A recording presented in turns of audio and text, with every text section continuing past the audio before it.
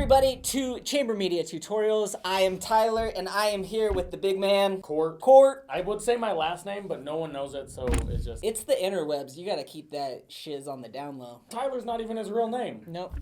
Frank. All right, today we are here to talk about character breakdowns. What is a character breakdown? A character breakdown is the persona of the person who you are trying to sell your product to. And boom goes the dynamite. You want to relate to that person on multiple levels. You want to make them feel comfortable and is actually really, really excited about what your product does for them in their personal lives. I'm so freaking excited! Anytime you are trying to sell a product, you want that person to see that ad and be like, whoa, this is for me. They just spoke to my heart. I feel it in my bones. In my jigglies. We should cut that. Jellies? So a character breakdown, that is a very film kind of television specific term. You might have heard the word customer avatar in kind of recent marketing buzzwords. And what that is viewing your prospective audience, your ideal customer. You are making a physical manifestation of who your perfect customer is. You get down to the nitty-gritty. Spend some time on this. This is like high school or college. Do your homework. Go down to how old is your ideal customer? What's their income? How many kids do they have? What do they like doing in their off time? What's important to them? Are they religious? Are they logical? Are they illogical? You start making those breakdowns so when you do make your ads, when you do make your scripts, you know exactly who you're talking to. So again, that person feels like, whoa, this is for me. This person connected to me. But really, it's just you doing your homework. And something you're going to see more in current marketing efforts that you probably haven't seen in the past is companies are pretty blatant about what they want to achieve, what their objective actually is. They want to talk to their audience in different ways than they ever have before. I mean, if you take a look at, some of the older marketing efforts, which was, hey, can we get an athlete to just talk? Five-knuckle shuffle him in your face. Well, now a lot of times we're actually getting people who are more related to the customer. I see it a ton on TikTok right now. I get hit by an ad and the guy and the person looks at and says, hey, I've got a body just like you, and I bought this brand new shirt. Look at the way it looks on me. And it's basically a mirrored reflection of the person that you are. Yeah. And they're telling you, this is the product that's actually just built for you. It's not built anymore for this, 7-foot gigantuan of a man basketball player. It's actually, I am you, and let me show you how the product looks on me. It's blatant marketing. It's really, really fun to do. It freaks people out a little bit. The best way to keep the radio signals out of your skull and all the juicy flavor in. These ad platforms, they've got so much data. They know who's looking at their ad. You can go ahead and you can say, if you're a company that sells a B2B product that specializes in a certain market, stop scrolling. You're a company that does 5 to 10 million a year in revenue, and we're a perfect product to you.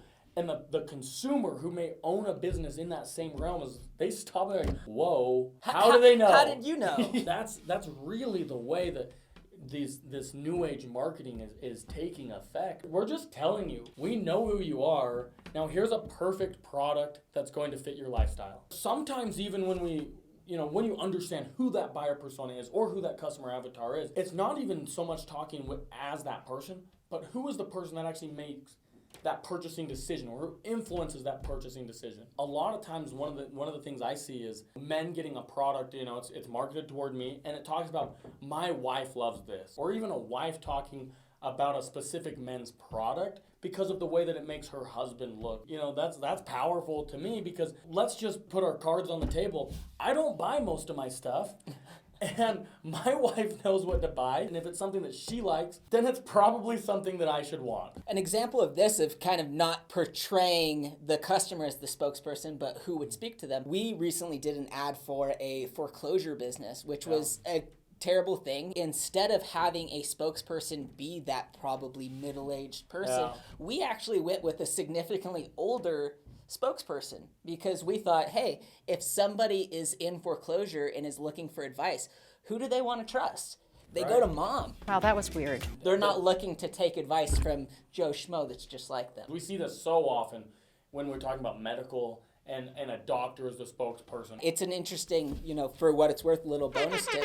We found that if you're targeting somebody of a older demographic, a spokesperson that comes from that authority works very well. Whereas the younger crowd, they don't like somebody older kind of telling them about that. They like to hear, things peer to peer. Okay, boomer. So again, it's just going into knowing your person and knowing who's going to speak to them. The next part about character breakdowns is it lets you write your script and be very specific when you're writing the dialogue. You can make age-appropriate, gender-appropriate references. You can make statements that resonate with that person. You can think outside the box. You can make 80s references or old hip-hop, something that's nostalgic, that if your demographic is 35 years old, 35 to 40, early 2000s is really going to hearken some, You make a little Nas X reference in there, it's just right over their head. When you understand a person that is consuming what you've put out and you're able to talk with them, make a joke about something that resonates with them, it's personal to them,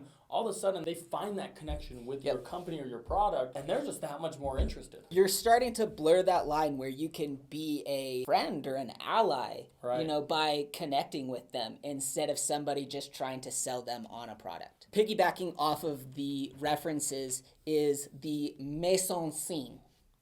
Mise en scene means everything that is in the frame is on purpose. You think this was an accident? If you're going to a movie theater, if you're paying money, if you're seeing it on the big screen, nothing that's on that screen is by accident. Nobody says, hey, director, do you want him to wear a red shirt or a blue shirt? No director is saying, I don't care. Right. Everything is on purpose. When you can use that character breakdown and use it for that mise en scene, everything just seems on purpose. One example that I have of this is we shot an ad for a company called ClickFunnels. It was targeted towards people that have tried starting businesses and typically failed or haven't gotten one off the ground. So our target was that older entrepreneur. We had it set in a very Wayne's World-esque basement. We had the wood panel walls and the exposed stair set because 70s, 80s. But even if you look in the background, we have makeshift Reservoir Dogs posters that we switched with the company's name. So at a glance, you would see Reservoir Dogs. That harkens to them. They know that.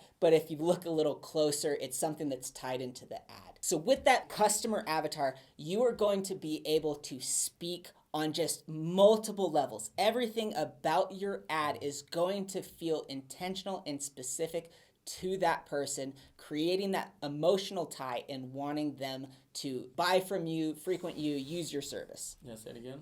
Mise en scene. Now you're just bragging.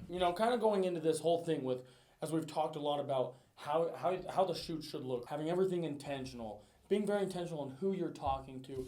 It actually goes really well into our previous video, which is talking about the retargeting ads and how to build really great retargeting ads as you're able to talk to your buyer persona on multiple levels, knowing what the most important things at the top of the funnel are to mention, knowing how to break that further down as you get into these other steps of the funnel. And, if you have questions on how to do that really effectively, check out our other video because we break that down in an easy step-by-step way that helps you build out awesome retargeting videos. Put that together with this in being more intentional. It's really the recipe of success on how to build a funnel of really great converting ads. The more you just take these tidbits, these how-tos, they really overlap with each other. So the more that you can take this knowledge, be intentional, meld it together, just the more effective your ads are going to be. We're not even talking about good ads, better ads, best ads.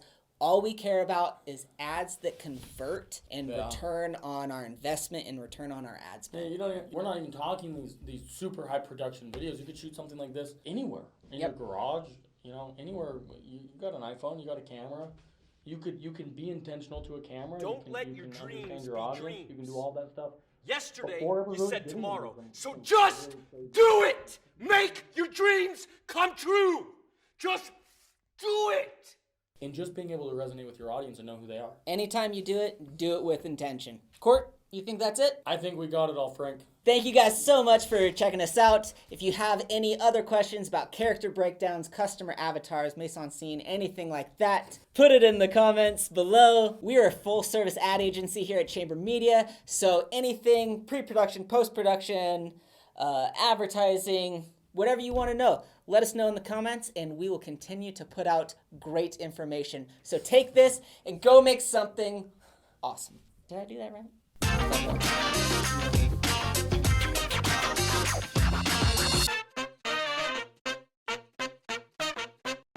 Pikachu says Pikachu. No! Pikachu detective. He's like... He says that? Yeah, he's like, I know that this is true. I can feel it We in my should keep jellies. this. We should keep this in. Don't cut that. We're speaking to our audience. They care. We care. Yes. Together we all care. This is for you.